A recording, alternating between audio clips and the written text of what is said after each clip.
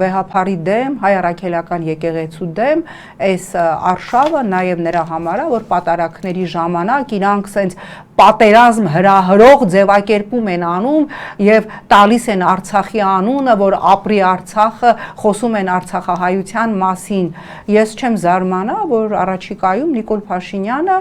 ավելին, ես ավելի քան վստահ եմ, որ այդպես էլ անելու է, պատարակի տեքստը անձամբ գրելու եւ պարտադրելու է, որ հայ առաքելական եկեղեցու բոլոր եկեղեցիներում, բոլոր թեմերում այսուհետ պատարակի այս տեքստը ասվի,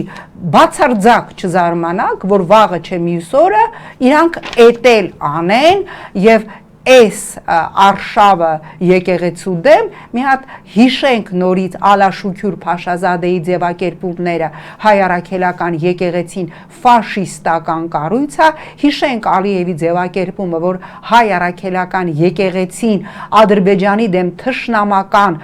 տրամադրված լոբիստական կառույց է եւ հիշենք Փաշազադեի ամենավերջի հայտարարություններից մեկը, որ այն տեղում, որտեղ Էջմիածինն է, եղել են ադրբեջանական հոգևոր կենտրոններ եւ դա մեր տարածքներն